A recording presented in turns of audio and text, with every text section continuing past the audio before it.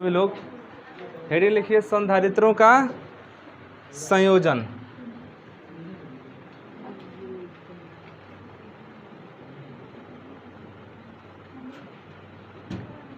संधारित्रों का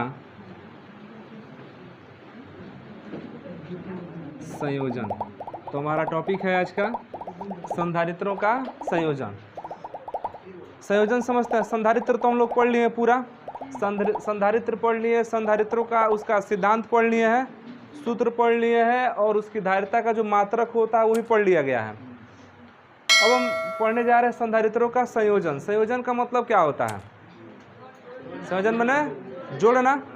तो सबसे देखिए पहला प्रश्न ही बनता है कि हमको संधारित्रों को जोड़ने की आवश्यकता क्यों पड़ती है? हम क्यों संधारित्रों को जोड़ते हैं बताइए, थोड़ा बहुत जो भी आइडिया हो। जैसे मान लीजिए कि 1 लीटर, जैसे 1 लीटर का ना मापने वाला उपकरण है, यंत्र है, जिससे मान लीजिए कि दूध नापना है। तो अगर 3 लीटर दूध को मापना है तो क्या करते हैं हम 3 लीटर का जाके स्पेशल खरीद कर नहीं ले आते हैं, हम उसी 1 से 3 बार नाप लेते हैं, करते हैं ना इस तरह का। या 2 लीटर दूध नापना है तो हम तो 2 लीटर का स्पेशल तो ले आते नहीं है, उसी से 2 बार क्या कर लेते हैं, माप लेते हैं। वैसे 3 लीटर का होता भी नहीं है, नहीं होता है ना। ठीक उसी प्रकार ये जो संधारित्र है, इन संधारित्रों की धारिता अलग अलग होती है। क्लास 10th में आप लोग पढ़े होंगे प्रतिरोधों का संयोजन। 2 ओम 3 ओम 4 ओम के प्रतिरोध होते थे ना, तो प्रतिरोधों का मान घटाने के लिए चाहे बढ़ाने के लिए क्या करते थे, प्रतिरोधों का संयोजन करते थे ना। याद होगा श्रेणी क्रम में प्रतिरोध का मान बढ़ जाता था और समांतर क्रम प्रतिरोध का मान घट जाता था। तो अगर हमको प्रतिरोध बढ़ाना होता था तो श्रेणी क्रम में जोड़ देते थे, घटाना होता था तो हम उसके बदले में नया नया प्रतिरोध नहीं ले लाते थे, उसी को समांतर या श्रेणी क्रम में जोड़ कर क्या कर ले, काम चला लेते थे। उसी प्रकार हमको अगर अपनी इच्छा के अनुसार धारिता प्राप्त करना हो तो हम क्या करते हैं कि संधारित्रों का क्या कर देते हैं, संयोजन कर देते हैं। तो संधारित्रों का संयोजन करने से कभी कभी होता है कि उसकी धारिता बढ़ जाती है, कभी कभी क्या होता है कि घट जाता है। मतलब कि जब संधारित्रों का संयोजन करेंगे तो 2 ही रिजल्ट होगा, या तो धारिता बढ़ेगा, नहीं तो धारिता क्या होगा, घटेगा। इस प्रकार हम कह सकते हैं कि संधारित्रों का जो संयोजन है वो 2 प्रकार से होता है। कितने प्रकार से होता है? तो संधारित्रों का संयोजन क्यों करते हैं? अपनी इच्छा के अनुसार धारिता प्राप्त करने के लिए, मतलब कि बढ़ाने के लिए और घटाने के लिए, दोनों के लिए हम क्या करते हैं, संयोजन करते हैं। तो संधारित्रों का संयोजन देखिए 2 प्रकार से होता है। एक होता है श्रेणी क्रम संयोजन, श्रेणी क्रम संयोजन। दूसरा होता है समांतर क्रम संयोजन। तो हम 2 प्रकार से संधारित्रों का संयोजन करेंगे। तो आप पहले थोड़ा सा लिख लीजिए। हम लोग पढ़ रहे हैं संधारित्रों का संयोजन। संधारित्रों का संयोजन क्यों किया जाता है? अपनी इच्छा के अनुसार धारिता प्राप्त करने के लिए संधारित्रों का संयोजन किया जाता है। अब इच्छा के अनुसार या तो धारिता को बढ़ाना होगा, नहीं तो क्या करना होगा, घटाना होगा। तो जब भी हमको धारिता का मान घटाना होता है चाहे बढ़ाना होता है तो हम क्या करते हैं, संधारित्रों का संयोजन करते हैं। संधारित्रों का संयोजन 2 प्रकार से होता है। एक होता है श्रेणी क्रम संयोजन, दूसरा होता है समांतर क्रम संयोजन।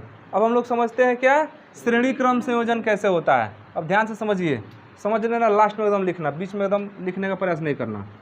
तो हमारे पास मान लीजिए कि 3 संधारित्र हैं। संधारित्र का सिंबल जानते हैं? संधारित्र का सिंबल बैटरी जैसा बनता है, लेकिन बैटरी में एक छोटा एक बड़ा होता है और संधारित्र में दोनों बराबर होता है, इस तरह से। यही छोटा बड़ा कर देंगे ना तो सेल का सिंबल हो जाएगा और उसमें बड़ा वाला प्लस का हो जाता है इस तरह से, और छोटा वाला माइनस का। और दोनों ये लाइन पैरेलल होगा और मतलब बराबर होगा, तो इसको हम कहेंगे कि क्या है, संधारित्र है। तो संधारित्र का सिंबल है। तो हमारे पास मान लीजिए कि कुछ संधारित्र हैं, 3 गो संधारित्र ले लेते हैं, 3 संधारित्र हैं और तीनों संधारित्रों को जोड़ना है किस क्रम में, श्रेणी क्रम में।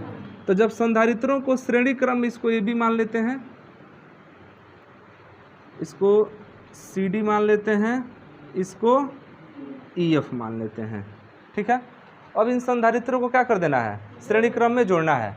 तो संधारित्रों को जब श्रेणी क्रम में जोड़ा जाता है तो इस क्रम में जोड़ने के लिए जो पहले संधारित्र का दूसरा प्लेट, संधारित्र में 2 प्लेटें होती हैं ना, समांतर प्लेट संधारित्र पढ़े हैं ना, एक पहला प्लेट और एक दूसरा प्लेट होता है। तो ये संधारित्र के पहले प्लेट को दिखा रहा है और यह दूसरे प्लेट को। तो पहले संधारित्र का दूसरा प्लेट माने यह वाला दूसरे संधारित्र के पहले प्लेट से जुड़ता है इस तरह से। तो आगे यहाँ पर बढ़ा सकते हैं, अब हो गया।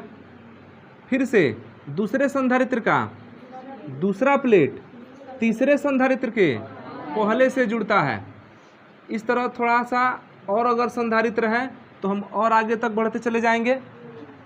तो लिखने के लिए क्या लिखा जाता है कि संधारित्रों के श्रेणी क्रम संयोजन में पहले संधारित्र के दूसरे प्लेट को दूसरे संधारित्र के पहले प्लेट से, फिर कमा दे देंगे तब लिखेंगे, दूसरे संधारित्र के दूसरे संधारित्र के दूसरे प्लेट को, पहला प्लेट से जोड़े थे अभी, पहले प्लेट के पहले संधारित्र के दूसरे प्लेट को दूसरे संधारित्र के पहले प्लेट से, दूसरे संधारित्र के दूसरे प्लेट को तीसरे संधारित्र के पहले प्लेट से जोड़ते जाते हैं। और इसी प्रकार अन्य संधारित्रों को भी आगे क्या कर देंगे, जोड़ देंगे। अब आगे लिखना होगा तो लिख देंगे कि तीसरे संधारित्र के दूसरे प्लेट को चौथे संधारित्र के पहले प्लेट से जोड़ेंगे। ऐसे ही श्रेणी क्रम का मतलब होता है कि एक से जुड़ेगा दूसरा, दूसरा जुड़ेगा तीसरा, तीसरा जुड़ेगा चौथा। तो ये जो क्रम होता है कौन सा क्रम होता है, श्रेणी क्रम होता है। अब इसमें देखिए, अब इसमें पहले संधारित्र का पहला सिरा मतलब पहला प्लेट खुला बचा है और लास्ट वाला संधारित्र का दूसरा प्लेट बचेगा ना, इनको जोड़ देंगे बैटरी से, तभी तो आवेशित होगा। तो श्रेणी क्रम में जोड़ने का तरीका क्या है कि पहले संधारित्र को दूसरे से, दूसरे संधारित्र को तीसरे से, तीसरे संधारित्र को चौथे से, इसी प्रकार अन्य को जोड़ते चले जाते हैं और लास्ट में इसको जोड़ देते हैं एक V वोल्ट के बैटरी से एक स्विच लगाते हुए ये जोड़ देंगे। ये V वोल्ट की बैटरी हो गई। बिंदु मान लेते हैं, यह A है, इसको क्या मान लें B, इसको C और इसको D। तो चित्र में तो समस्या है नहीं। संधारित्र को श्रेणी क्रम में कैसे जोड़े हैं, पहले संधारित्र को दूसरे से, दूसरे संधारित्र को तीसरे से, अन्य चौथा संधारित्र होगा तो तीसरे से जोड़ देंगे चौथे को, चौथे से जोड़ देंगे पांचवे को, इस तरह लास्ट तक जोड़ते चले जाते हैं। तो ये हम लोग का हो गया श्रेणी क्रम संयोजन। इस श्रेणी क्रम संयोजन को हम किससे जोड़े हैं, V वोल्ट की बैटरी से। तो V वोल्ट की बैटरी से जोड़े हैं और स्विच को जैसे ही क्या करेंगे, यहाँ से ऑन करेंगे, इसमें आवेश जाना शुरू हो जाएगा। आवेश जाएगा ना, तो आवेश जब जाएगा तो इस पर कुछ आवेश स्टोर होगा, कुछ इस पर आवेश स्टोर होगा, कुछ इस पर आवेश स्टोर होगा ना। कितना आवेश स्टोर होगा इस पर थोड़ा सा बात कर लेते हैं। यहाँ देखिए, आवेश को जाने के लिए कितना रास्ता है, 2 रास्ता है। आवेश ऐसे जाएगा, यही ना होगा, चाहे ऐसे जाएगा, अरे कोनों में एक तरफ जाएगा ना, तो आवेश किधर से जाने के लिए रास्ता तो एक ही है। रास्ता कितना है, एक है। समझ पा रहे हो कि नहीं।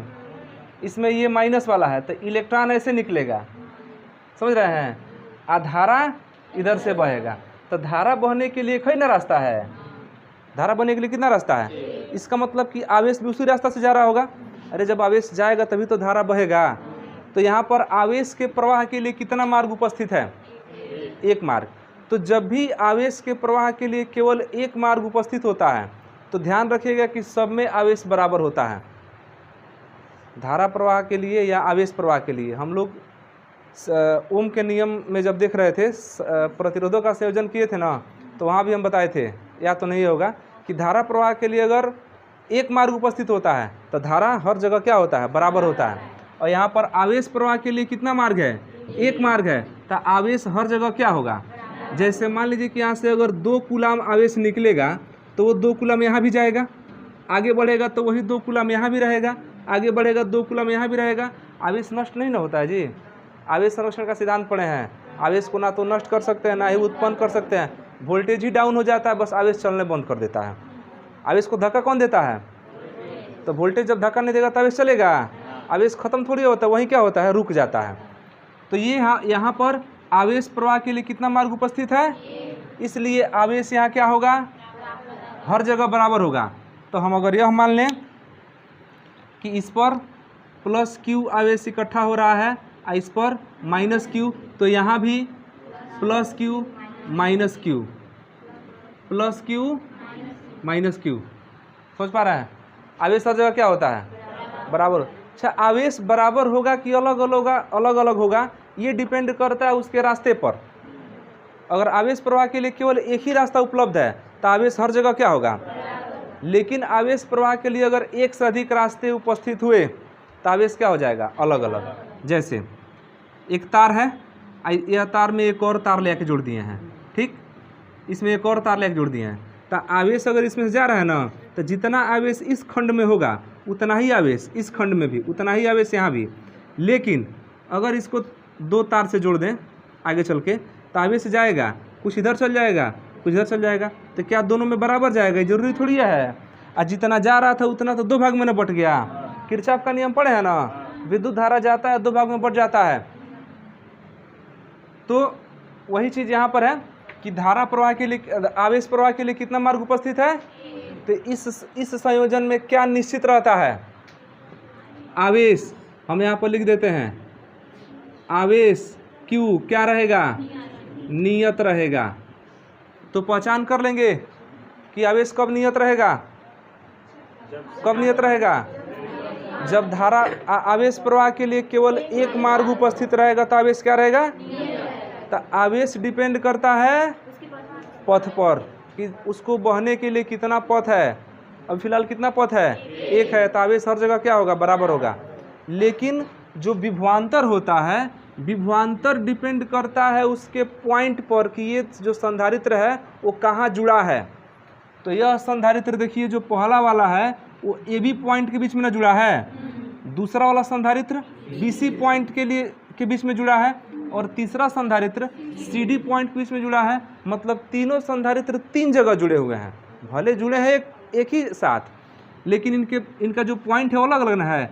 जैसे संधारित्र यह वाला पहला है तो यह किसके बीच में जुड़ा है, AB के, और जो दूसरा वाला है वो BC के, तो दोनों अलग अलग जुड़ा है ना, जुड़ा तो है कहीं से, लेकिन पॉइंट इनका क्या है, जहाँ पर है दोनों के बीच में पॉइंट अलग अलग है। ये संधारित्र अलग पॉइंट से जुड़ा हुआ है।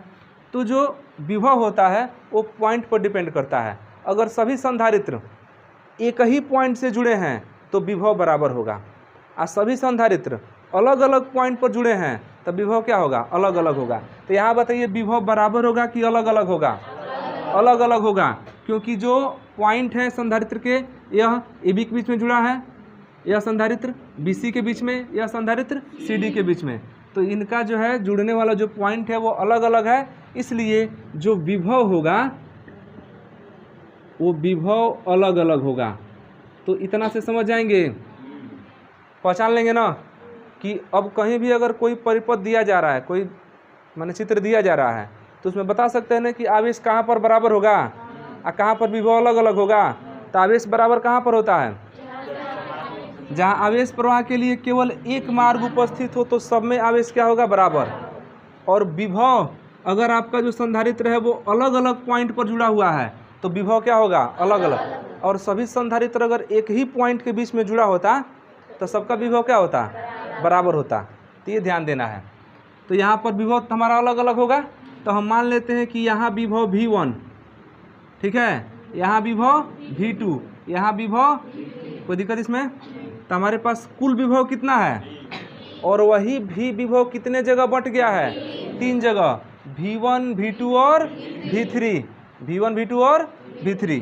तो यहाँ पर लिखने के लिए क्या लिखा जाएगा कि श्रेणी क्रम संयोजन में पहले संधारित्र को दूसरे संधारित्र को तीसरे संधारित्र को चौथे से, या तो ऐसे लिखिए, नहीं तो यह लिखिए कि पहले संधारित्र के दूसरे प्लेट को दूसरे संधारित्र के पहले प्लेट से, दूसरे संधारित्र के दूसरे प्लेट को तीसरे संधारित्र के पहले प्लेट से जोड़ते हैं, और इसी प्रकार अन्य संधारित्रों को जोड़ते चले जाते हैं। चूँकि जोड़ते चले जाते हैं। संधारित्रों का जो यह संयोजन होता है इसको हम बोलते हैं श्रेणी क्रम संयोजन।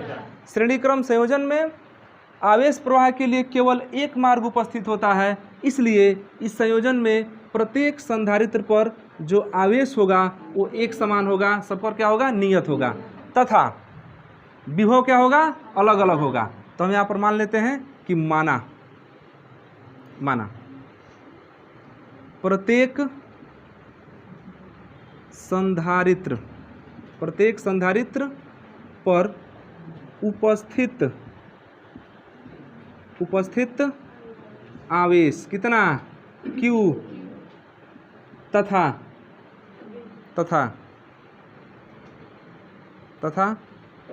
उन पर उत्पन्न विभवांतर क्रमशः V1, V2 तथा V3 है। तीनों पर आवेश न बराबर है, विभव क्या है, अलग अलग है। तो वही लिखे हैं कि माना प्रत्येक संधारित्र पर उपस्थित आवेश कितना है, Q, तथा उन पर उत्पन्न विभवांतर क्रमशः V1, V2 और V3 है। तो पहले संधारित्र के लिए लिया जाए, हम लिखते हैं पहले संधारित्र के लिए। देखिए इनकी धारिता भी तो अलग अलग हो सकती है, तो हम पहले संधारित्र की धारिता C1 मान लेते हैं, दूसरे संधारित्र की धारिता C2 और तीसरे संधारित्र की धारिता C3, समझे। तो यहाँ पर लिखते हैं पहले संधारित्र के लिए, पहले संधारित्र के लिए, बोलिए पहले संधारित्र के लिए अगर हम C1 का मान निकालें तो C = Q/V होता है ना, तो ये हो जाएगा Q/V1 होगा।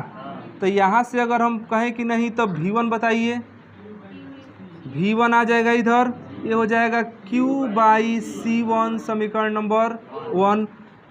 दूसरे संधारित्र के लिए, दूसरे संधारित्र, ये समझ में आया है ना, दूसरे संधारित्र के लिए बोलिए क्या हो जाएगा, V2 = सीधे लिखिए Q/C2 नहीं हो गया, तथा तीसरे संधारित्र के लिए, तीसरे संधारित्र के लिए V3 = Q/C3 समीकरण नंबर कितना हो गया, तो इन संधारित्रों को जोड़ दिए। अच्छा, इन संधारित्रों को जोड़ देंगे तो तीनों मिल के तो अब एगो संधारित्र का ना काम कर रहा है, तीनों जोड़ दिए हैं और तीन मिले कितना काम कर रहा है, एक का काम कर रहा है। तो उस संधारित्र को बोलेंगे तुल्य, वो क्या है, तुल्य, मतलब इनके तुलना में, मतलब इनके एकदम बराबर। अब भाई तीनों का मिला के एक हो गया है, तीनों का मिला के कितना हो गया है, एक हो गया है। और बैटरी आपका V वोल्ट का ही है, बैटरी कितने वोल्ट का है आपका, V वोल्ट का ही है, स्विच जैसे है वैसे है, सब चीज़ वही है, बस तीनों का मिला कितना हो गया है। तो इसका मतलब कि इसका जो धारिता होगा वो तीनों का मिला के होगा, समझ पा रहे हैं। तीन संधारित्र को मिला के कितना संधारित्र बन गया है, हम मान लेते हैं जो एक बना है ना उसकी धारिता कितना है। अब हमको यही देखना है कि श्रेणी क्रम में धारिता बढ़ रहा है कि घट रहा है, मतलब इनको जब हम श्रेणी क्रम में जोड़ रहे हैं तो हमको कितना धारिता मिल रहा है, यही ना करना है जी। जब जोड़ेंगे तो कुछ ना कुछ धारिता मिलेगा ना, हमको वही देखना है कितना धारिता मिल रहा है। तो यहाँ पर जो आपका तुल्य परिपथ है, तुल्य परिपथ में जो संधारित्र है उसकी धारिता कितने ले लिए हैं, C, और C इन तीनों का संयुक्त रूप है। तो हम यहाँ पर लिख देते हैं कि तुल्य परिपथ के लिए, तुल्य परिपथ के लिए यह परिपथ इसी के तुल्य है। तुल्य मैंने समझते हैं ना, इन सबको मिला करके यह अकेले, इन सबको मिला करके, और ये क्या है, दोनों बराबर हैं, तो इसको कह देंगे तुल्य परिपथ। तो तुल्य परिपथ में जितना यह तीनों मिल के काम करेगा उतना यह अकेले काम करेगा। तो तुल्य परिपथ के लिए C = बताइए क्या होगा, Q/, यहाँ भी तो आवेश Q है, Q कहाँ बदल रहा है, Q नहीं बदल रहा है कहीं भी, तो इसको यहाँ पर C लिख देते हैं, यहाँ +Q और यहाँ पर -Q। इसको समीकरण कितना दे देते हैं, 4। ये समीकरण 4 नहीं, चेंज कर लीजिए, यहाँ पर सब में भी निकाले हैं ना, यहाँ भी निकाल दीजिए, V = Q/, अब 4 बनाइए। जितना लिखे इसमें कोई समस्या है, अब देखिए ये जो V1 V2 V3 हुआ है ये वास्तव में कहाँ से हुआ है, यही तो V 3 जगह बटा है ना। तो लिखेंगे कि चूँकि V equal to V1 plus V2 plus V3, चूँकि जो V है वही तो 3 जगह बटा हुआ है, V1 प्लस V2 प्लस, और हम क्या करेंगे कि इन सब का मान समीकरण 1 2 3 और 4 से लेके रख देंगे। तो V का मान समीकरण 4 से Q by equal to Q by C1, देख लीजिए Q by C1 plus Q by plus Q by C, और सब में कॉमन हो गया Q, 1 by C1 plus 1 by C2 plus 1 by C3, Q से Q कैंसिल, तो 1 by C equal to 1 by C1 plus 1 by, यही आपका जो है जो C है वो कितना है, तुल्य धारिता है। C क्या है, तुल्य परिपथ के लिए, तुल्य परिपथ के लिए तुल्य धारिता C हो तो C equal to Q by V हो जाएगा और V equal to Q by, तो ये तुल्य परिपथ मतलब कि तीनों संधारित्रों को मिला के धारिता कितना है, और वह C किसके बराबर है, तो तुल्य संधारित्र का जो धारिता है उसका व्युत्क्रम इनके अलग अलग धारिताओं के व्युत्क्रम के योगफल के क्या है, C धारिता हो गया और उसका व्युत्क्रम हो गया 1 बाई C, ठीक है, और इनका धारिता C1 है तो उसका व्युत्क्रम 1 बाई C1 फिर 1 बाई C2 फिर 1 बाई, तो तुल्य धारिता का व्युत्क्रम अलग अलग धारिताओं के व्युत्क्रम के योगफल के क्या होता है, बराबर होता है। अब वास्तव में ये जो मिला है वो बढ़ा हुआ मिला है कि घटा हुआ मिला है, ये तो अब उदाहरण हम लोग लेंगे तभी समझ में आएगा। ऐसे पता चल पा रहा है कि जो मिला है वो इनसे ज़्यादा होगा कि इनसे कम होगा, ऐसे नहीं ना पता चल रहा है, पता चलेगा अभी। फिलहाल अभी आप इतना लिखिए।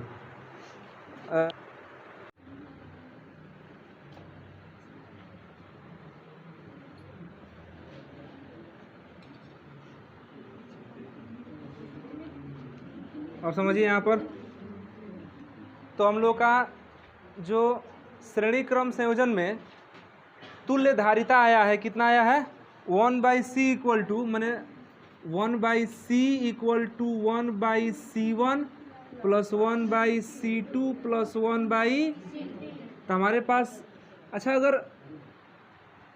दो संधारित्र होगा तो C3 तक लिखना जरूरी थोड़ी है, 1 by C1 plus 1 by C2 तक लिख देंगे। 3 संधारित्र है तो C3 तक 4 है तो 1 by C1 plus 1 by C2 plus 1 by C3 plus 1 by C4। n संधारित्र है तो 1 बाई Cn, तो इसमें लिखा जाएगा क्या लास्ट में कि अतः तुल्य धारिता का व्युत्क्रम, ध्यान दीजिएगा, तुल्य धारिता का व्युत्क्रम अलग अलग धारिताओं के व्युत्क्रम के योगफल के बराबर होता है। तो इसके नीचे लिखिए, तो जो तुल्य धारिता का व्युत्क्रम है वो अलग अलग संधारित्रों की धारिताओं के व्युत्क्रम के किसके बराबर है, योगफल के बराबर। अब हमको देखना यह है कि इस संयोजन में जो तुल्य धारिता का मान है वो घट रहा है कि बढ़ रहा है। तो मान लीजिए कि आपके पास दो संधारित्र हैं, दो संधारित्र, एक 2 माइक्रोफैरड का ले लीजिए और एक इसी में ले लीजिए 4 माइक्रोफैरड का, ठीक है, और इनका निकालिए तुल्य धारिता कैसे जोड़ करके श्रेणी क्रम में। तो बताइए इसमें 2 ही ना है तो 3 वाले का तो काम है नहीं, यह काम करेगा C1 का और दूसरा वाला हो जाएगा, इनको किस क्रम में जोड़े हैं, और हम यह मान लेते हैं कि इनको जोड़ने पर जो संयुक्त धारिता संयुक्त प्रतिरोध संधारित्र बना है उसका तुल्य धारिता कितना है, तो दोनों को जोड़ देने पर कितना धारिता मिल रहा है, C, ऐसा हम मान लिए हैं। तो फार्मूला होता है 1 by C equal to 1 by C1 plus 1 by, तो 1 बाई C इक्वल टू कितना हो जाएगा, 1 बाई 2 प्लस 1 बाई 4, ऐसे ही ना होगा। एलसीएम ले लीजिए, 4 हो जाएगा, 2 दूना 2 बचे, 2 आएगा ना, 2 एकने 2 आप प्लस 4 एकने 4, 1 होगा, 1 से गुणा करेंगे 1 में 1 हो जाएगा। तो 1 by C equal to 3 by जबकि हमारा तुल्य धारिता C है ना, 1/c थोड़ी है, तो C निकालिए, तो C इक्वल टू हो जाएगा 4/3, पलट लेंगे। अब देखिएगा जो C आपका तुल्य धारिता आया है यह लगभग 1.33 के आसपास होगा। देखिएगा 4 में भाग कीजिए 3 से, 3 एक 3, 1 बचेगा, 10 लगाएं 0 उतरेगा, 3 3 9। तो अब सोचिए, तो 2 माइक्रोफैरड और 4 माइक्रोफैरड के संधारित्र को जोड़े हैं, तो जो तुल्य धारिता निकला, अच्छा अकेले का था 2 माइक्रोफैरड, इसका अकेले का था 4, लेकिन जब दोनों को जोड़ दिए तो आ गया 1.33 माइक्रोफैरड। तो ये घटा है कि बढ़ा है? इसका मतलब कि श्रेणी क्रम में जोड़ेंगे तो तुल्य धारिता का मान क्या होगा? तो हमको अगर धारिता का मान घटाना है तो किस क्रम में जोड़ना चाहिए? तो उल्टा वाला समझ गए क्या होगा? समांतर क्रम में क्या होगा? बढ़ेगा। देखते हैं उसको भी, तो ये समझ गया ना? अच्छा, ऐसे सवाल दिया जाए तो निकाल लेंगे ना इस तरह से। तो जब भी हम श्रेणी क्रम संयोजन करते हैं, ध्यान देना, जब भी श्रेणी क्रम संयोजन करते हैं तो जो तुल्य धारिता का मान होता है वो क्या होता है? घट जाता है। इतना समझ में आ गया? अब हम इसमें देखते हैं समांतर क्रम संयोजन। तो अगला वाला हेडिंग डाल लेंगे समांतर क्रम संयोजन। समांतर क्रम संयोजन, समांतर क्रम संयोजन। अच्छा, एक चीज़ इसमें देखें तुम लोग कि जो हम संधारित्र लगाए थे वो 2 माइक्रोफैरड का था, ये कितने का था? लेकिन रिजल्ट आया जो वो 1.33, मतलब कम भी हुआ तो इतना कम हुआ ना कि सबसे छोटा वाले से भी कम हो गया, है कि नहीं? कम हुआ तो इतना कम हुआ कि सबसे छोटा वाले से भी क्या हो गया? तो जब 2 या 2 से अधिक संधारित्रों को हम किस में जोड़ेंगे? श्रेणी क्रम में जब जोड़ेंगे तो जो तुल्य धारिता होगा वो कम होगा, और कितना कम होगा? तो जो सबसे छोटा वाला होगा ना उससे भी क्या होगा? कम हो जाएगा। इसको हम रिमार्क में लिखा देंगे लास्ट में। अभी देखिए क्या, समांतर क्रम संयोजन।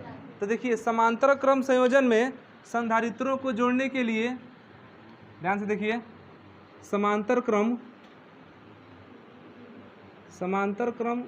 संयोजन में सभी संधारित्रों को जोड़ने के लिए क्या करते हैं कि इनके पहले प्लेटों को एक बिंदु पर, पहले प्लेटों को एक बिंदु पर, और इनके सभी दूसरे प्लेटों को एक दूसरे बिंदु पर जोड़ लेते हैं। समझ रहे हैं? और इसको ए मान लेते हैं, इसको क्या मान लेते हैं? बी। और अब इनको हम जोड़ देते हैं V वोल्ट की बैटरी से। कोई दिक्कत इसमें? तो समांतर क्रम संयोजन कैसे होता है? समांतर क्रम संयोजन में सभी संधारित्रों के पहले प्लेट को एक बिंदु पर और सभी संधारित्रों के दूसरे प्लेट को एक बिंदु पर जोड़ देते हैं, और फिर इन दोनों को हम कहाँ से जोड़ देते हैं? जो भी आपका V वोल्ट का बैटरी होगा उससे जोड़ देंगे। आसान है उससे। अभी बताइए कि इस संयोजन में आवेश प्रवाह के लिए एक मार्ग है कि एक से अधिक मार्ग है? एक से अधिक मार्ग है ना। आवेश यहाँ से जाएगा तो यहाँ 3 भाग में बटेगा, तो इसका मतलब कि अब आवेश तो हम लोगों का अलग अलग हो जाएगा। हमें न नियम बताए हैं कि आवेश किस पर डिपेंड करता है? मार्ग पर। 3 मार्ग मतलब आवेश भी कितने तरह का? 3 तरह का।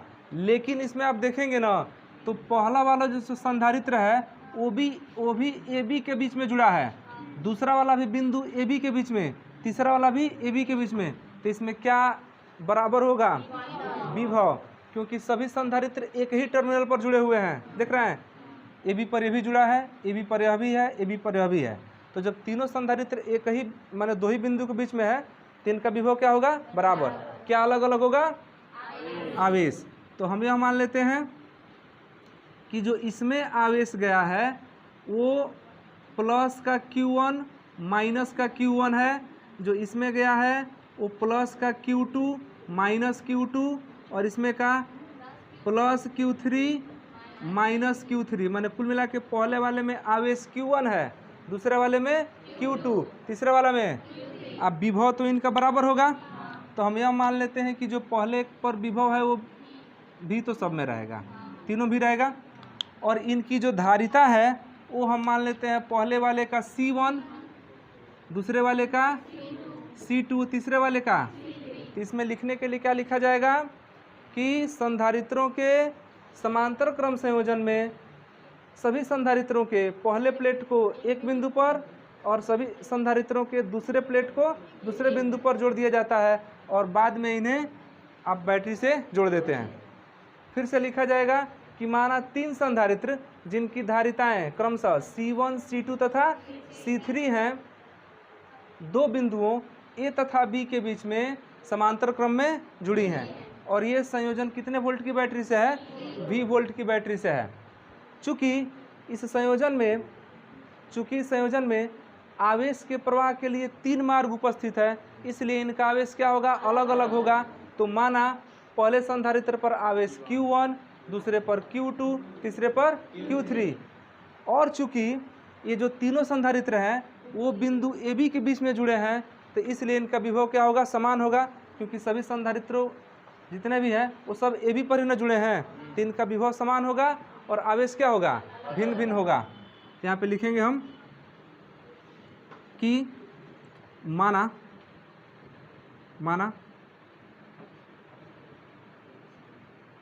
3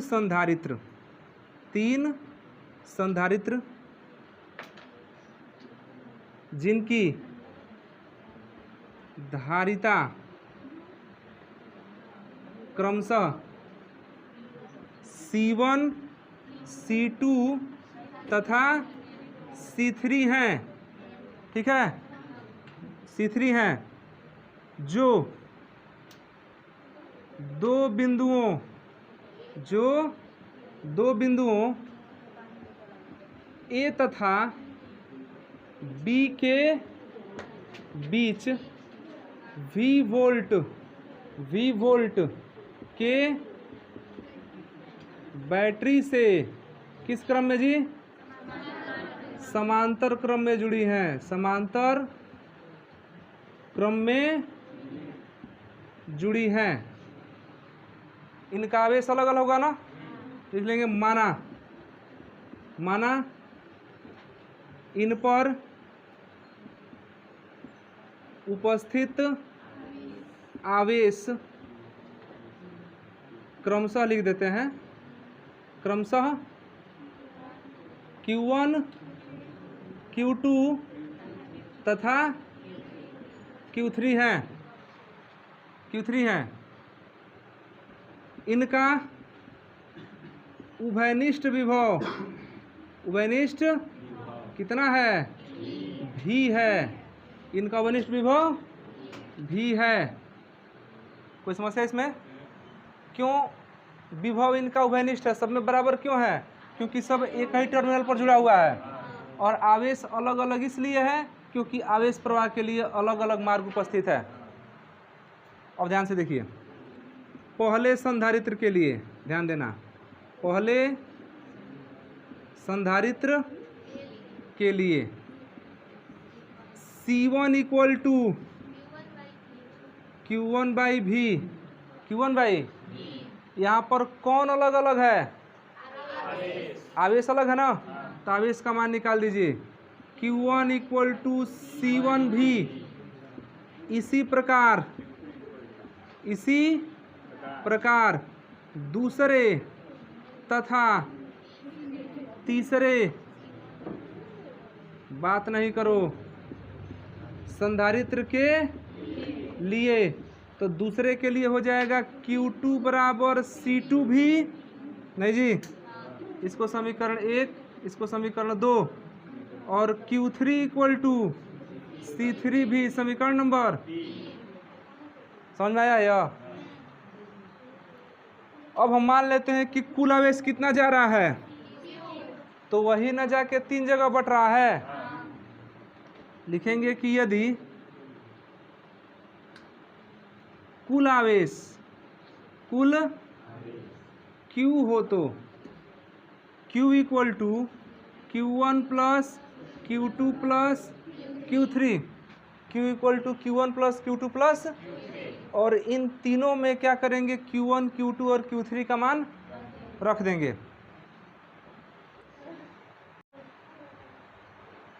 कल से एक बेंच खाली करके पीछे बैठना आगे से।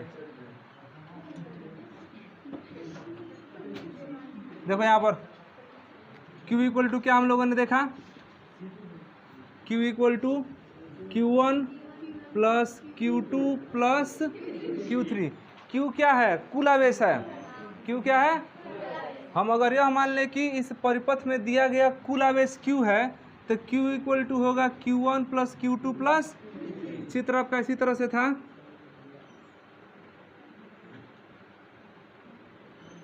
ये न था, इनको एक जगह जोड़ दिया गया था और इनको जोड़ दिया गया एक जगह, और इसे V वोल्ट की एक बैटरी जोड़ दिया गया। तो ये आपका इस पर आवेश कितना है, Q1, इस पर Q2, इस पर, लेकिन कुल आवेश तो Q है ना, तो वही कुल आवेश Q किसके बराबर जाएगा, Q1 plus Q2 plus Q3 के बराबर।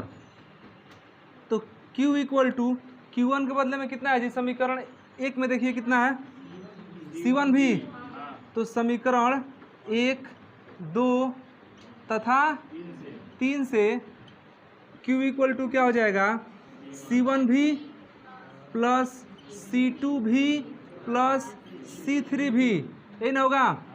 अब ध्यान समझिए, ये तीनों संधारित्रों पर कुल आवेश कितना है, Q, तीनों का मिला के कितना है कुल, तो तीनों को मिला के अगर हम धारिता एक ही बार C मान लेते हैं कि तीनों संधारित्रों की कुल धारिता कितना है, C।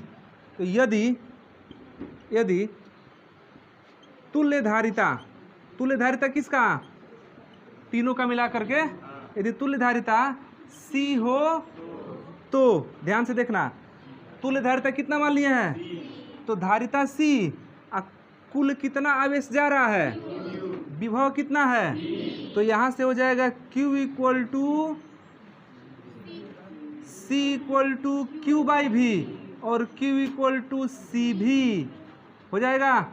Q equal to C कहाँ का धारिता है, तीनों का मिला के तुल्य धारिता C है, तीनों पर कुल आवेश कितना है, कुल विभव कितना है, तो C equal to Q by V फिर से, और Q इक्वल टू हो जाएगा, तो इस हिसाब से Q के बदले में क्या रख देंगे, C भी, C1 भी प्लस C2 भी प्लस C3 भी कॉमन, तो C भी equal to C1 plus C2 plus C3, भी से भी कैंसिल, क्या मिल जाएगा, C इक्वल टू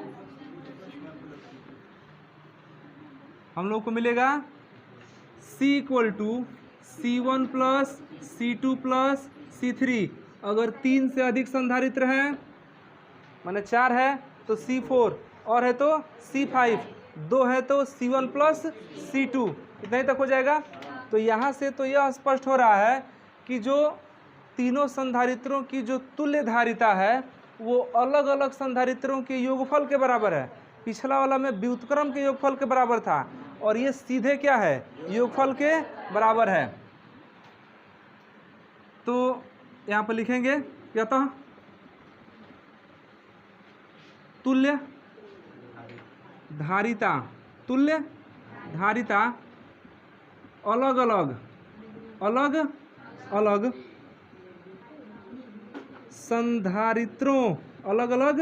संधारित्रों की धारिताओं के योग के बराबर होगा चाहे होता है, बराबर होता है। ये समझ में आ गया। अब उदाहरण हम लोग वही लेते हैं, 2 माइक्रोफैरड और 4 माइक्रोफैरड, याद है। तो 2 माइक्रोफैरड और 4 माइक्रोफैरड के दो संधारित्र हैं, इनको हम जोड़ दे रहे हैं श्रेणी क्रम में, समांतर क्रम में, इसमें जोड़ दिए। तो इनका जो तुल्य प्रतिरोध होगा वो तो ये C1 का काम करेगा C2 का, तो C इक्वल टू C1 और डायरेक्ट जोड़ दीजिए प्लस, तो C इक्वल टू आ गया 6 माइक्रोफैरड। अब बताइए धारिता बढ़ा है कि घटा है, और बढ़ा भी तो उतना बढ़ा कि सबसे बड़े वाले से भी बड़ा हो गया। 2 4 में बड़ा 4 है, लेकिन जो तुल्य धारिता मिल रहा है ना वो बड़े वाले से भी बड़ा, और श्रेणी क्रम में जो मिल रहा था छोटा मिल रहा था, तो उसमें छोटा वाले से भी छोटा हो जा रहा था। और इसमें बड़े वाले से भी क्या हो जा रहा है। तो इन दोनों टॉपिक से एक चीज़ तो क्लियर हो गया कि जब हमको अपनी इच्छा के अनुसार धारिता ज्ञात करना होता है, प्राप्त करना होता है, तो संधारित्रों का क्या करते हैं, संयोजन करते हैं। और यह संयोजन कितने तरह से होता है, 2 तरह से। एक होता है श्रेणी क्रम संयोजन, दूसरा होता है समांतर क्रम संयोजन। श्रेणी क्रम संयोजन में क्या होता है कि जो तुल्य धारिता होता है वो घट जाता है। जैसे आप 3 या 4 संधारित्रों के धारिताओं को जोड़ेंगे ना, तो तुल्य धारिता क्या हो जाएगा, घट जाएगा और बहुत कम हो जाता है। सबसे छोटे वाले से भी क्या होता है, छोटा हो जाता है। लेकिन जब आप समांतर क्रम में संधारित्रों को जोड़ते हैं तो उनकी धारिता क्या होती है, बढ़ जाती है। और बढ़ता भी इतना है कि सबसे बड़े वाले से भी क्या हो जाता है। तो अगर आपको तुल्य धारिता कम प्राप्त करना होगा तो कैसे जोड़ेंगे, श्रेणी क्रम में। और ज़्यादा प्राप्त करना होगा तो कैसे जोड़ेंगे, समांतर क्रम में। कन्फर्म हुआ। तो घटाना चाहे तो घटा सकते हैं, बढ़ाना चाहे तो बढ़ा सकते हैं। इतना लिखिए और इसके बाद अगले दिन कल देखा जाएगा इस पर सवाल।